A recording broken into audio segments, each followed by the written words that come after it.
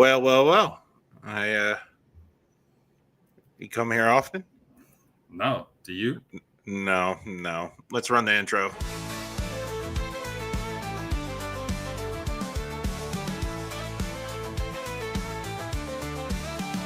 Just two guys named Ricky and Zach. Strum that rhythm, never look back.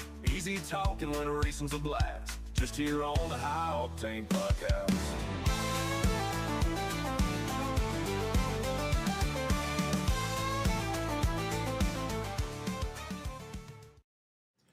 And welcome to a show that you might have thought was also a part of the government shutdown, the High Octane podcast. But we got deemed as essential employees, so we're here working. Welcome. My name is Zach, and over here is my buddy Ricky. Say hello to the internet.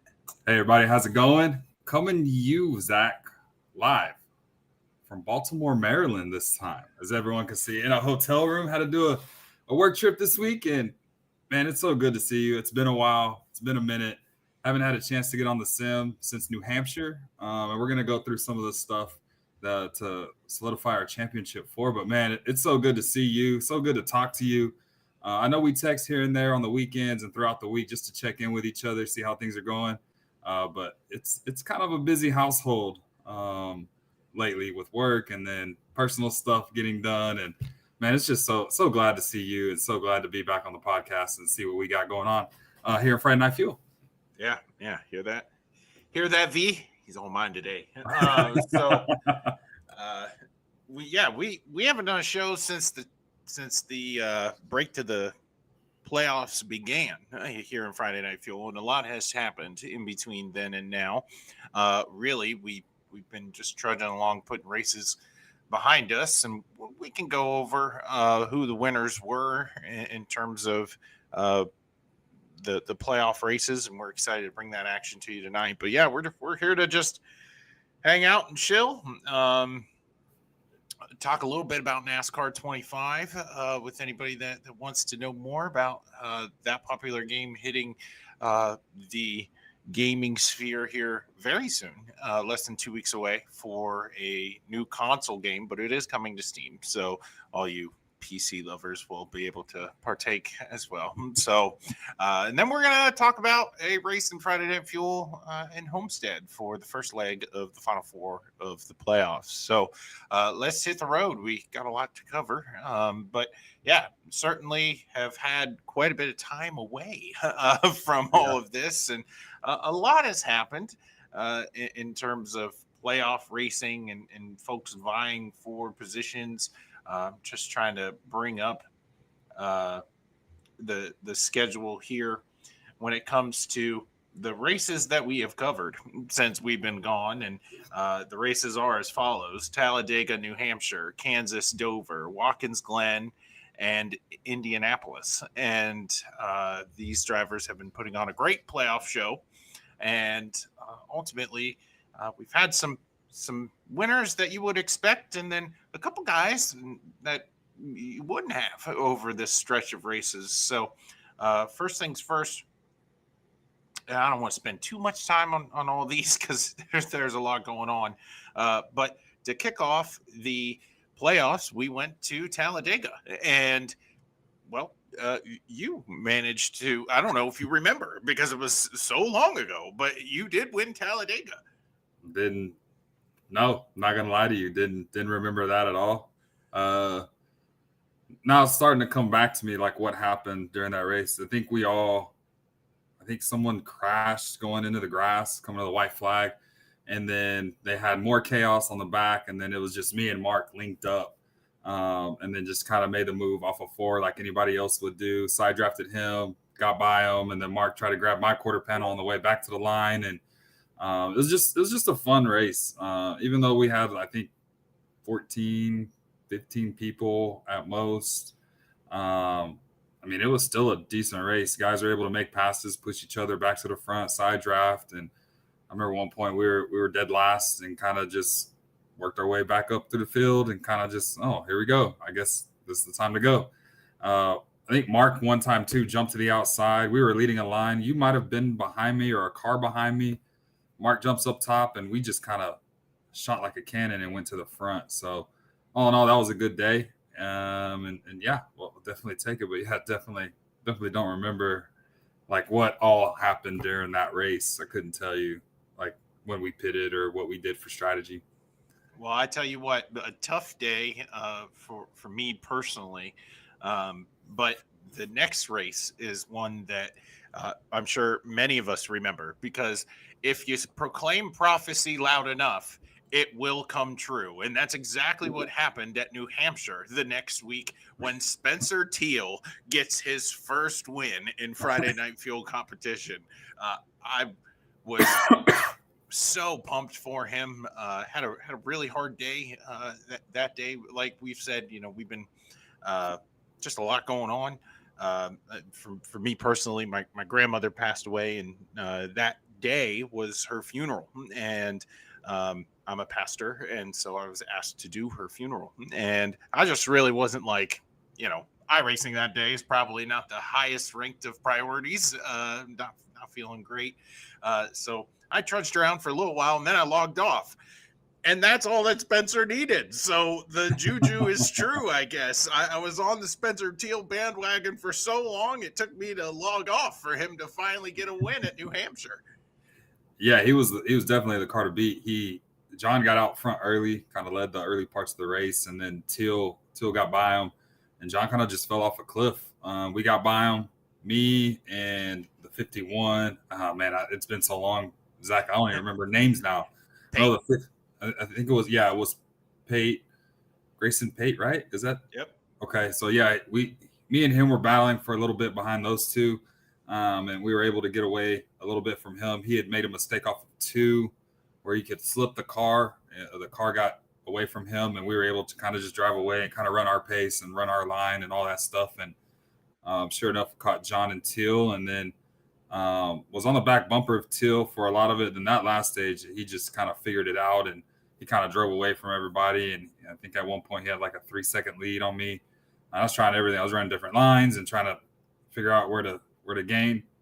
Teal was just able to roll the corner and put the throttle back down and get off really well, more than anybody during that race. So I even tried a different pit strategy, and a lap later he'd come down pit road. And so I was like, well, there goes that strategy. And he just did a really good job, was able to not charge the corner as much as everybody else was doing, and kind of did his own thing. And kudos to Teal. Really, really proud to see him win. It's been coming. He's had really good finishes, top 5s, consistent all year long when it comes to getting the finish that you deserve. And the win just solidifies it. Like he's a top driver. He can do this. It's not a secret. So I'm glad to see Teal again back in victory lane. And I know we've been a part of different leagues and whatnot when it comes to doing the iRace and stuff. So to see him win in a league that we all started from the beginning, I mean, I'm sure it means a lot to him, and his name is on the team. So it's JST Racing.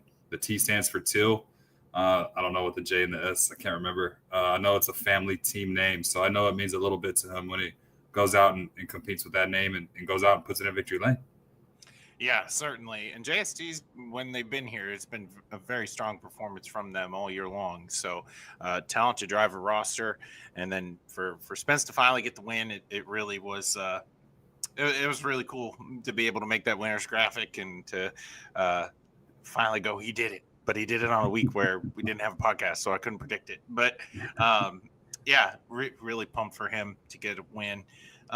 Now, really, from here on in, if you're interested in Ricky summarizing races, you're out of luck, because Ricky's been away for work, and Friday Night Fuel's been battling field size issues most of the year. So you're going to have to listen to my short synopsis of each race. Hi, V. Oh, I'm so flustered.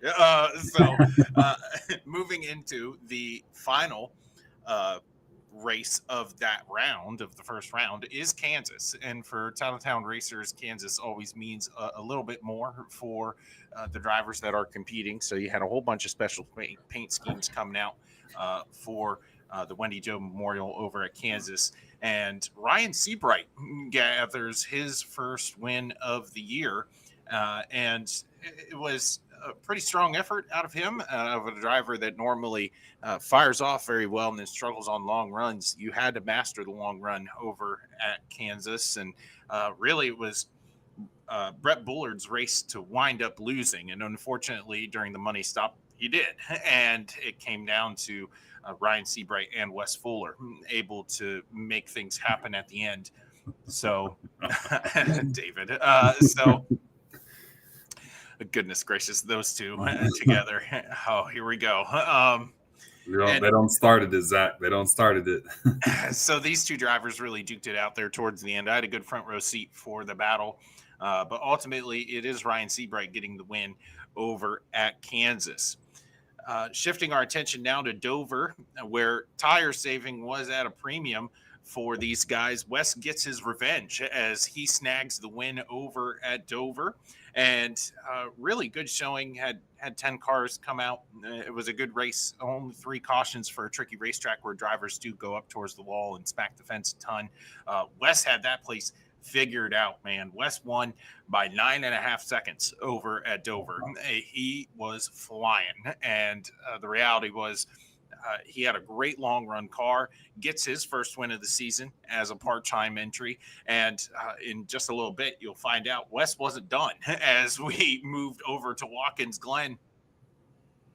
Very limited field, and ultimately we competed with a very limited amount of drivers, but wins still count, and Wes still won. So Wes was able to snag the victory over at Watkins Glen. And I personally felt like I kind of it took me too long to figure out that road course. And once I had it figured out, I think I wound up getting the fastest lap of that race, and which is insane because I'm not good at road courses, but I was laying down laps that I think you would be proud of, and managed to get a decent points day there. But really, nobody had anything for Wes. 2 weeks in a row, really strong long run car. And for a guy who was participating on a part-time schedule, we talked about last time we were on here, everybody in Friday Night Fuel has something to go and fight for. Everybody in Friday Night Fuel has something to go and try to compete in terms of a payout. And if you're not in the playoffs, you can still fight for 13th. With these runs, Wes has put himself in a great position to get that payout at the 13th point position. 2 wins certainly don't hurt. And then to wrap up the final race of the round of 8, we traveled to Indianapolis for the last crown jewel of Friday Night Fuel season, and managed to sport a field where we thought we were going to be able to compete all together, and it was a race of attrition for some. And over this 80-lap event, I managed to get my 3rd win of the year. So it was definitely a odd race if you know, and honestly, it's kind of hard to talk about, but me and Brett raced really, really hard together, and ultimately he slid through his box on the money stop. Pit road issue's been a big bugaboo for Brett as of late, and ultimately it forced him to take 2 tires on the last run. And he came out in the lead. I pitted a lap before him on 4, and he took 2 and still beat me. And it was just a matter of, all right, I got 18 laps or so to pass him. And the reality is Brett was a lot better than me on the long run all night long. So I had to get a hold of that lead and defend Indianapolis, where aero blocking is so crucial. Raced really hard. We were blocking and laughing and having a great time. It was fun, but certainly want to see more drivers wind up coming out and staying for the event. So managed to get a 3rd win of the year. We'll take it because bonus points matter going into the last stretch here of the playoffs. But yeah, now Ricky, you're all caught up on everything we've done. Yeah, I want to go back. I'm kind of going to go through kind of all the spill of what you went through. Seeing Ryan win at Kansas, even though, Brett had the mistake. I mean, you got to put a full race together. And as you can see in the comments, someone's not afraid to throw shade at a certain driver's pit crew. So, anyways, He's got new crew coming this week. So I it's saw okay. that too. Yeah, we can save that for a different time, different story. We're already out of the playoffs. I don't want to talk about it. It's still a sore subject in our household, so I don't want to. We don't need to get into that. So, just really proud of Ryan. The improvement that he's made all year long from last season to where we were kind of just again struggling for drivers to fill the field. Last season was a lot different than what we had this season. Right, we were able to still field 20 something drivers. And the way that Seabright has gotten better throughout this whole thing, and for him to back it up with a win, that's amazing. That's good for him to experience and finally see what it's like to taste victory lane. And then seeing Wes win, not only at Dover, I mean 9.5 seconds. I mean that's a butt kicking. I'm not really sure what he did to build that lead, but I mean for him to win in such of a league that's this caliber. It can show you that he can really do this thing, and he has a talent to keep up with all the fast guys, regardless of who's showing up. Anytime you win in the league, it's always a good thing to have, right? And then for him to knock off a road course finally, I know how much he loves going to road courses, and he loves turning right to go left, and for him to win at the Glen, that's another checkbox he can do on his iRacing career. So. To see Wes finally get back in the groove of things, that's great, especially in the next gen car. I know he's been doing a lot of trucks and ARCA and helping with the dirt league and running dirt. For a while there, he felt like he couldn't compete with all of us. So to see him go back to back, that's good for him. And then obviously, I guess the last race of the year, Brett. I mean, what are you doing, bud? Do we need to change pit crews? Do we need to? I mean, what's going on, bud? You want to talk about it? You want to sit here and have a therapy session, and we can discuss how to stop in the box on pit road? I mean, come on. I know I've been gone for 15 years, but you got no excuse, bud.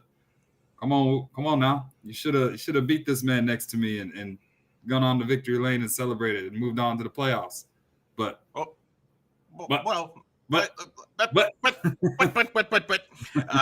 with that said, let's take a look at our points because you're wrong. Brett did move on.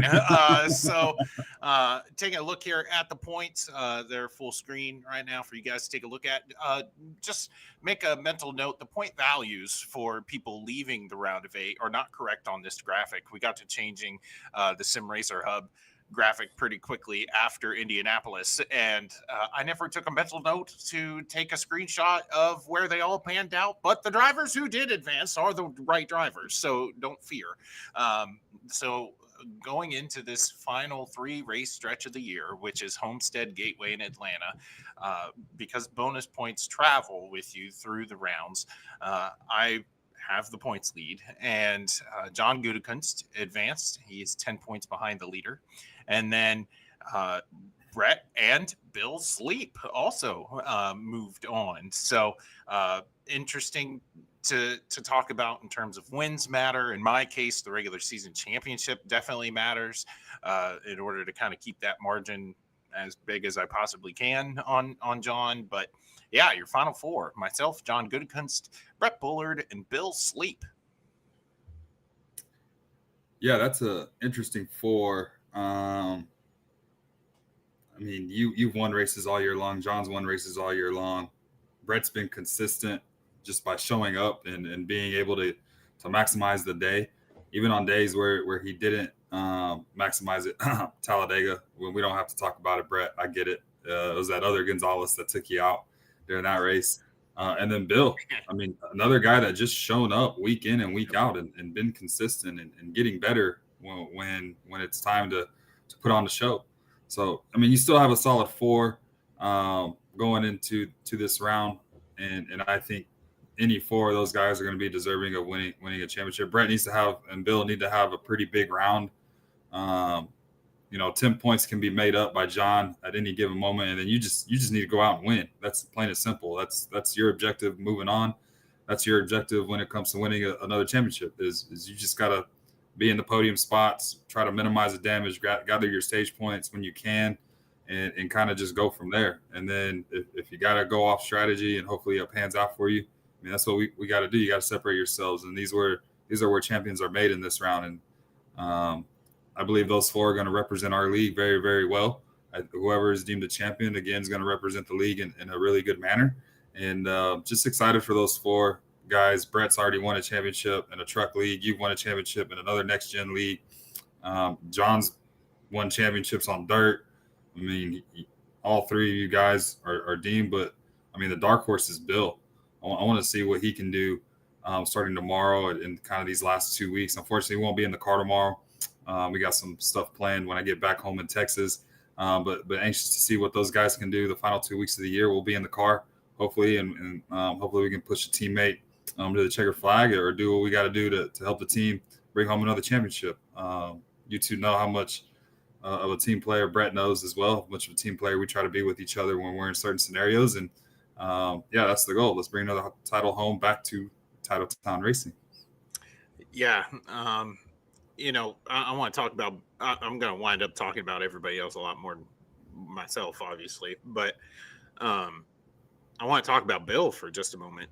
Bill and I we're in a very different situation in terms of always trying to show up. Brett is kind of like that next tier. Brett's kind of like in that weird spot where he's all by himself, but really, like, Bill and I have been just the guys that are showing up, that are here all the time.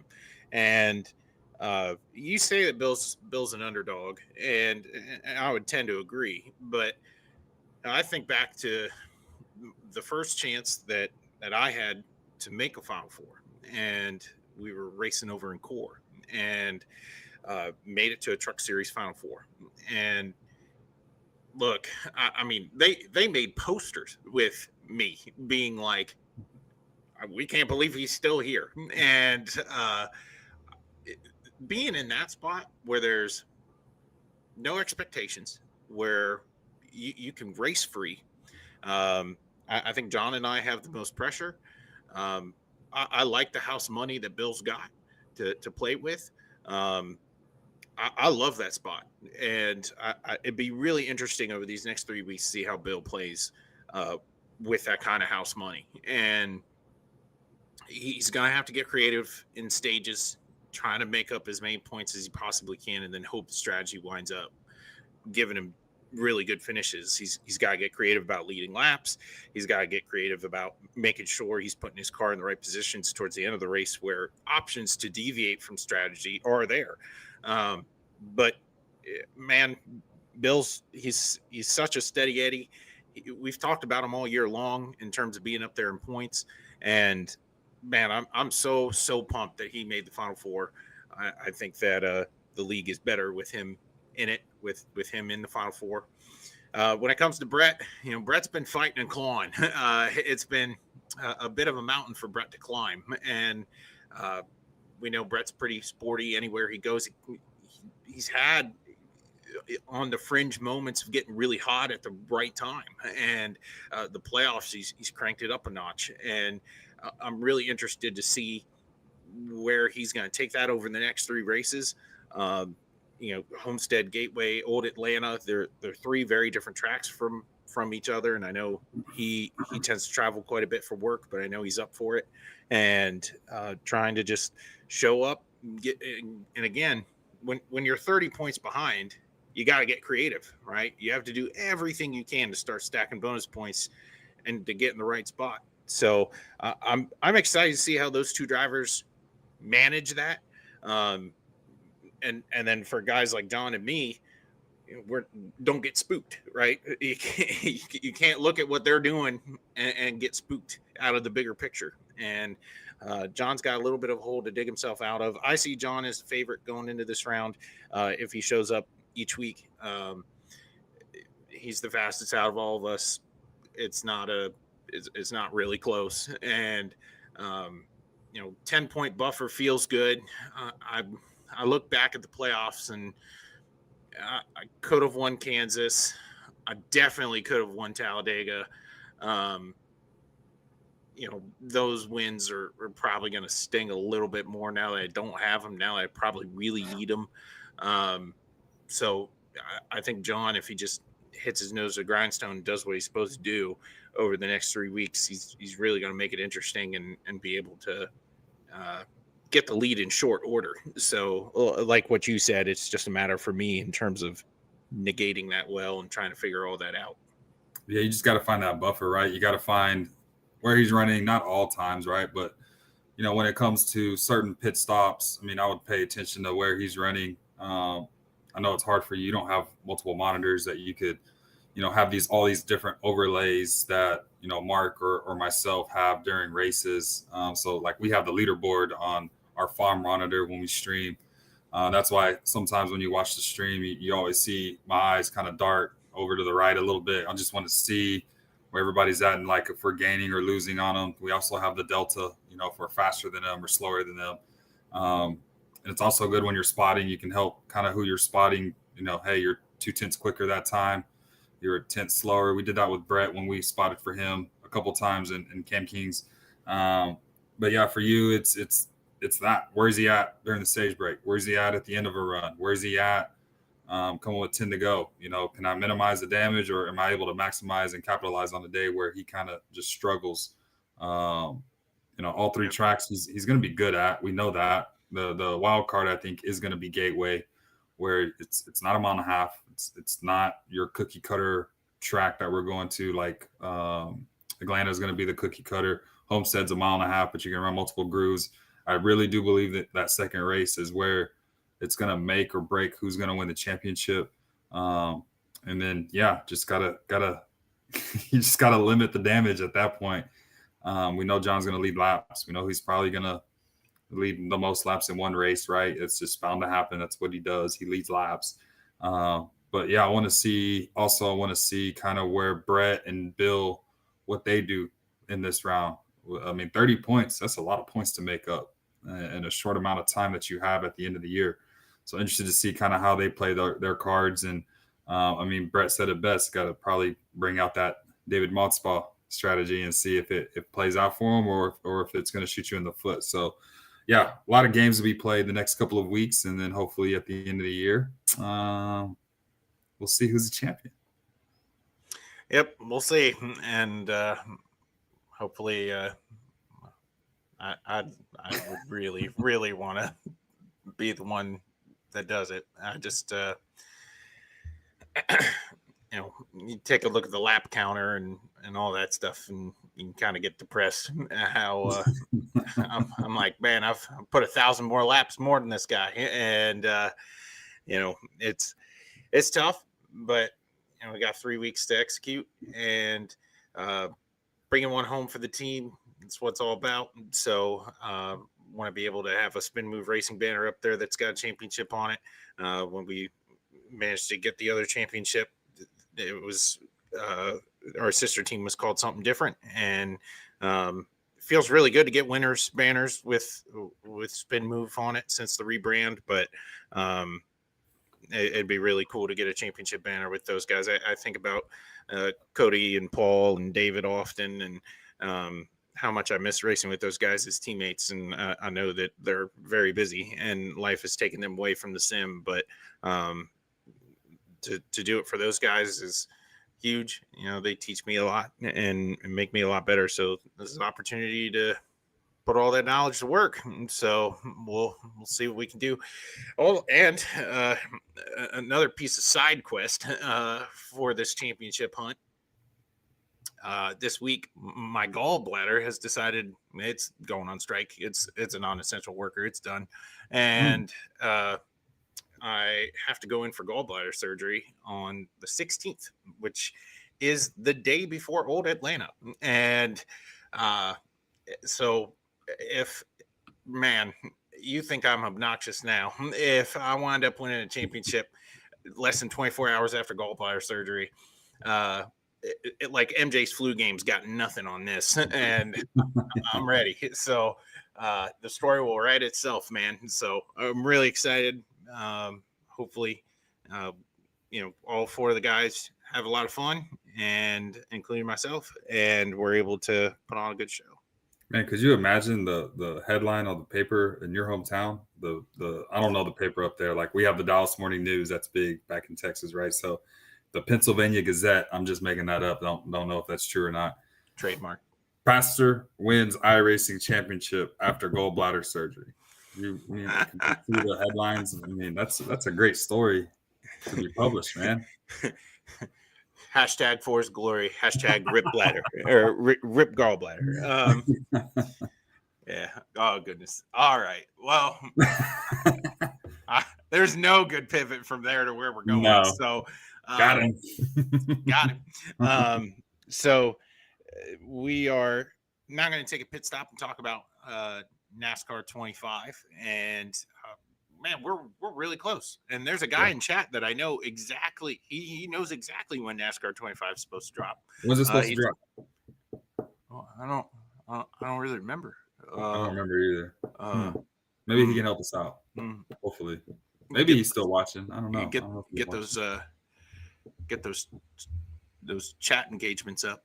So, anyway, NASCAR 25 is coming pretty soon, and in less than 2 weeks. And there's been a lot of news coming out with NASCAR 25 and the inclusion of tracks.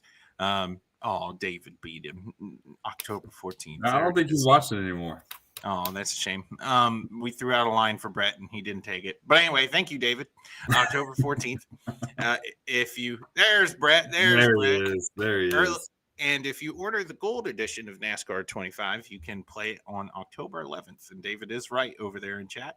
A lot of news about career mode. A lot of news about in terms of what we can expect. We had some exclusives come out. Many of your favorite NASCAR YouTubers had their opportunity to go and watch people play the game, which is very different than how most game demos wind up releasing to the YouTube community, where sometimes you get early access and sometimes you have creators being able to actually get their hands on the game. And this was very different. You had it was very guarded. You had somebody from the dev team play the game, and they were there watching him play, being able to record the session, but they themselves weren't playing it. So very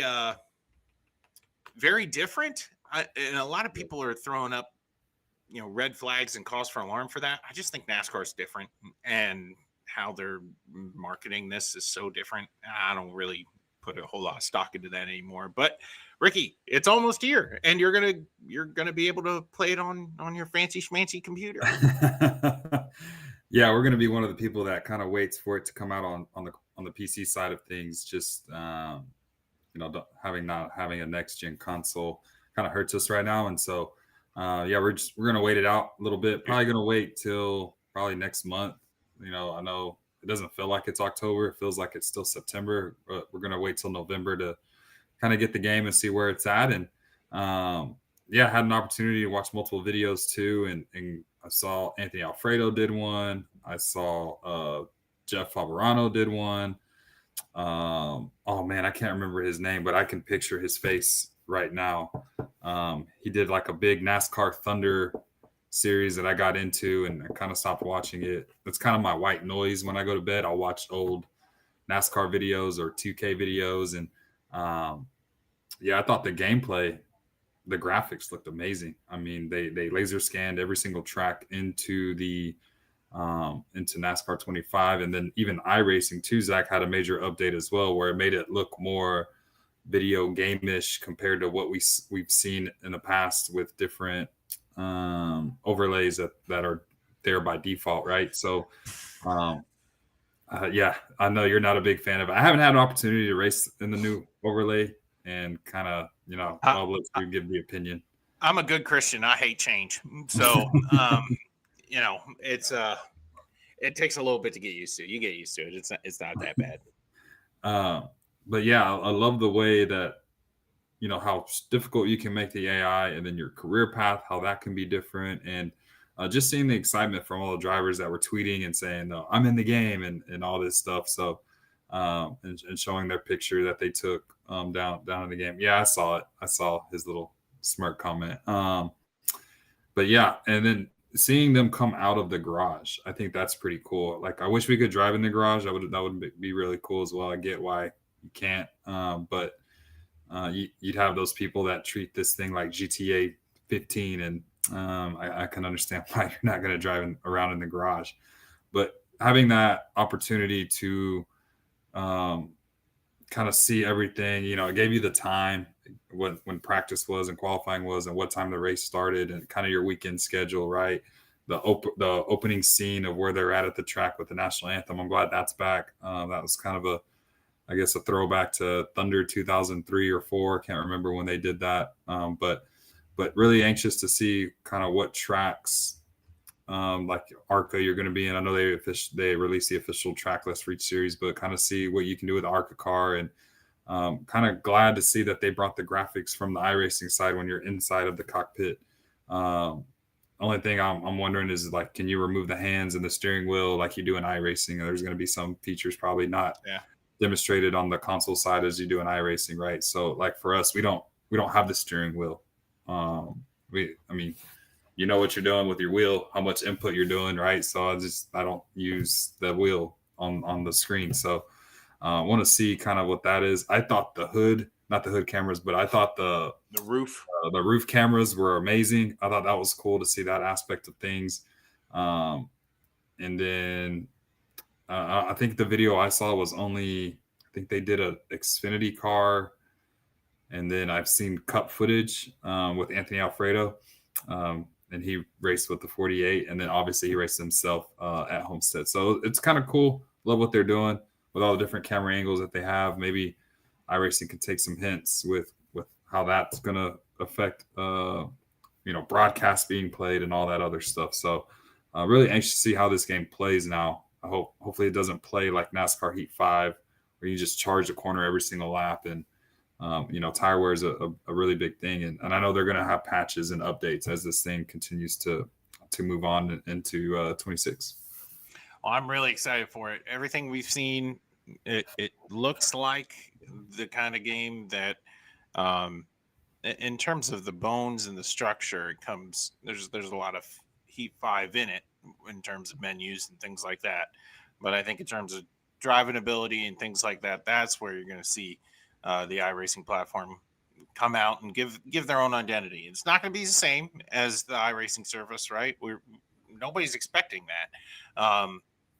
What I have heard and what other people have said is there is so much customizable stuff that goes into every aspect of the race car, every aspect of the AI, where nobody is going to wind up driving the game the same. And for me, that's amazing. Like I want that for a gaming experience. Kind of like if you were to view it as Madden, right? You turn the penalties down, or you can turn certain penalties up, or you can change the quarter. It could be more arcadey. It could be more sim. Like it's very tailored for the fan, and I feel like NASCAR has gotten a whiff of that. The end of the Heat era sort of did that, but now we're really going to see it come to life here in this new console game. Yeah, it looks like they kind of took, Papyrus took, NASCAR NR 2003. They took Dirt to Daytona. They kind of like took a mixture of all the games that have been placed over the years and kind of just threw it through the whole kitchen sink at NASCAR 25. And so I want to see, your career mode, how that plans out. Like, what route do you decide to change? We've heard talk about all this career mode stuff, and do you spend the big bucks to have great equipment, or do you how do you balance that act of being a team owner / driver, or do you just be the team owner and kind of let everyone else dictate with what you got going on? So I would love for them to bring back kind of the 2003 aspect where like you had the multiple chassis for, your short track, intermediate, and super speedway and road courses, your engine packages and all that stuff. Hopefully they can bring some of that stuff back, and then upgrading your equipment as a team owner. That would be really cool to see.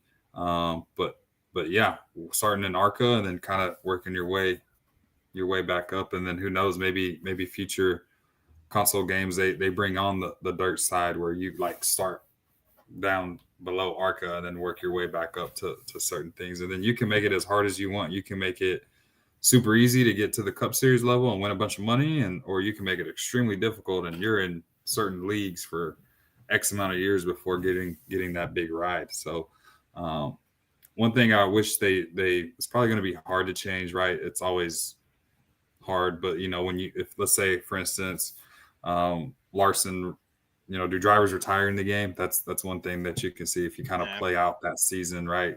Do Not they this bring in year. Okay, so that knocks that off. And then as you move up, taking your last name on and putting it on the back of the car. Let's say I jump in the 48, not saying Bowman, but it says Woods or Gonzalez or Modspot, right? Flores. If it says that on the back of the car, that'd be interesting to see instead of the real life driver name. But yeah, excited to see what this thing has to offer. There's been a lot of hype around it. It's kind of like the college football hype when that game came back and returned. Everybody's excited on the motorsports side to see what this game can do. And, leagues going to be generated off of NASCAR 25. I know a lot of people came from Heat and did leagues in Heat and then jumped over to iRacing when it kind of exploded in 2020. So, yeah, we'll see if people kind of collaborate to make a league for NASCAR 25. Yeah. So let's change gears and take a look on the iRacing service for Friday Night Fuel's first leg of the Final Four over at Homestead, Miami. Here at this racetrack, we know what this track has to offer. It's 1.5 miles in length, filled with driver personality. You can rip the fence or race as far low on the track as you possibly could ever want to and make time, make passes. And this track had its groundbreaking in 1993, and the inaugural race took place on November 5th, 1995. And ever since then, NASCAR has had action over in Miami, and a lot of classic finishes wind up happening at this racetrack. But more recently, Homestead Miami became the ending point for NASCAR's playoff championship hunt. It has taken a little bit of a break, but announced next year for real life NASCAR, no matter what the points look like. We haven't even talked about any real life NASCAR news, and who knows what the point system is going to look like for next year. But it will serve as the last race of the season for real life NASCAR season. And drivers consider this a really fun track where personalities come to play. And I know the contestants of Friday Night Fuel are ready to attack this track. So, Ricky, what does it take to go fast here at Homestead? Gas pedal on the right, a little bit of brake, and turn left. There's your keys to the race. Done. Man, honestly, probably just maintaining your right rear. That's probably going to be the best bet. A lot of people like to rip the fence. A lot of people like to run the bottom of the racetrack. There's going to be a lot of guys running different lines to try to get that clean air, right? So how do you manage your stuff by not running the top the entire time, right? You run the top the entire time. There's no secrets, especially since we're not going to be there tomorrow. You run the fence the entire time. You're just going to shred your right rear, and you're going to be loose off the corner, and you're probably going to be plowing tight middle. Like you're going to be so tight middle that it's going to be loose off, and the back end's going to want to kick out. So the tricky spots I'm looking at is turn 2, the way that it transitions back to the flat surface of the backstretch, and then turn 4, kind of with going down the front straightaway and the sun in your eyes. If you have the graphics on, having that sun in your eyes going down the front and missing your marks to hit turn number 1. So those are 2 spots I'll definitely pay attention to and try to hear what you guys get feedback from you. I know you'll text me tomorrow right after the race. You normally do, which is not a bad thing. And we just kind of talk for about 15 minutes, and then this guy's old and goes to bed. So I'm going to see that. Obviously, you can't have mistakes coming to pit road. We've seen it in real life with Kyle Larson, where he took out the pit barrels. Can't miss your marks by running into that, especially on your money stop, Brett. So I want to see what happens when it comes to that stuff. So, yeah, for the keys are going to be just try to run the bottom of the racetrack as long as you can until you feel like the need you got to run the top. If you do run the top, I'd recommend running the middle and kind of staying away from that situation of running the top the entire time, and then absolutely rip the fence when you need to. When you try to make a pass on somebody coming on lap traffic, right? Probably going to have to rip the fence a couple of times and just stay out of each other's way. I will say the car that probably is out front is probably going to end up controlling the race just because the amount of clean air and the way that this car is. When you get behind somebody, dirty air does play a factor. You get super tight.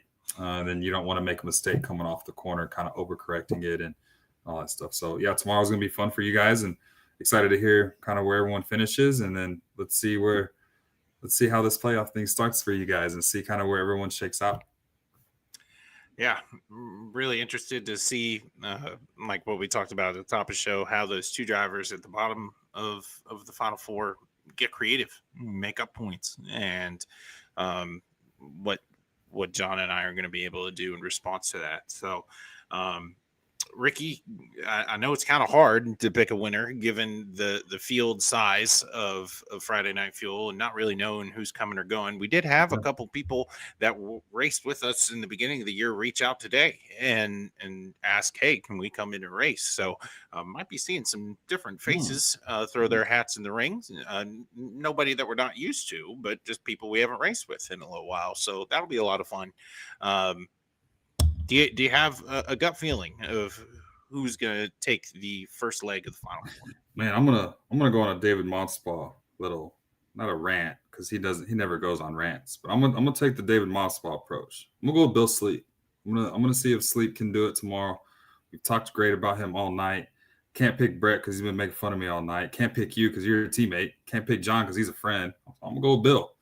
I'm gonna get old Bill in victory lane, and I want him to do really, really, like, something's telling me, man, like I just want him to do well.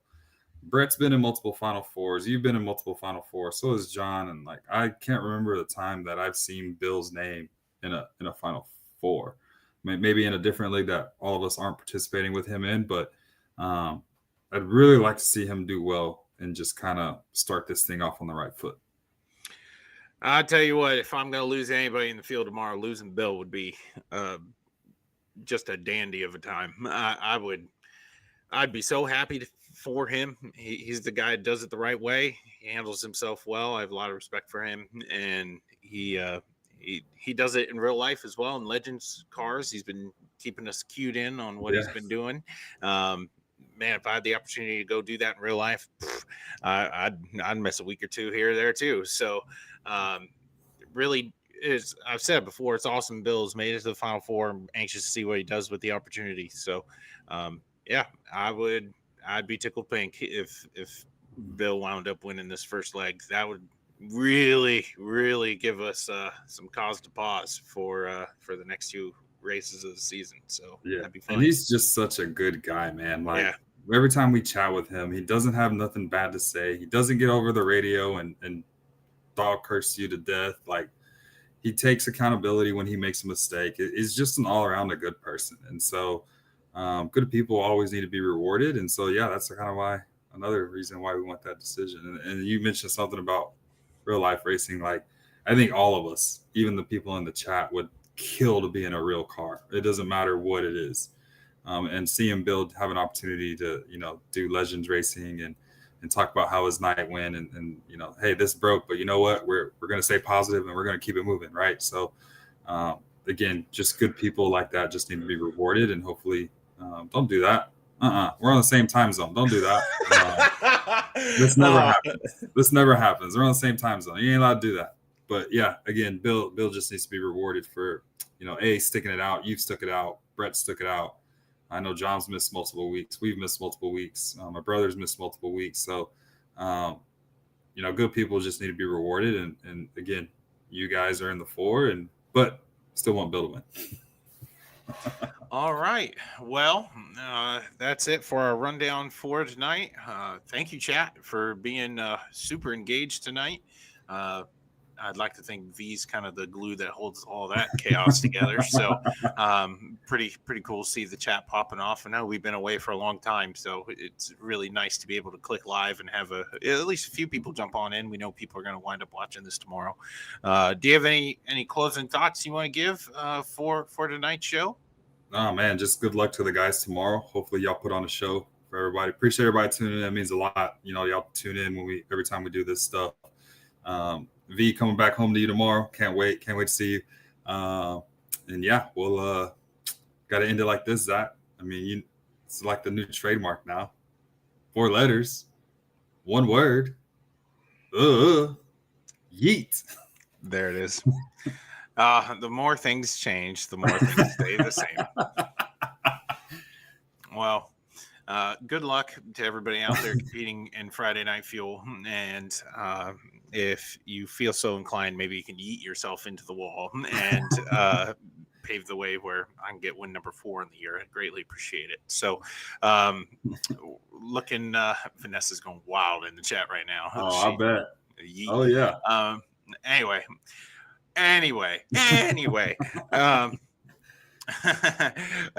Hope to see you guys here back on the channel soon. Still working on camera issues. I'd like to get a couple NASCAR videos out there for the Fast Track Talk stuff that I really want to do for this NASCAR season. It's just I'm running into camera issues with sound and audio syncing up. So I would love to have the opportunity to finish that season strong and give you guys some content here. If you like what you see here, please like, comment, and subscribe to Spin Move iRacing Network, and you won't miss a thing. And hopefully real soon, we'll be able to talk to you about Friday Night Fuel and their battle for the championship. For my buddy Ricky, my name is Zach, and we want to wish everybody a great night. Yeet.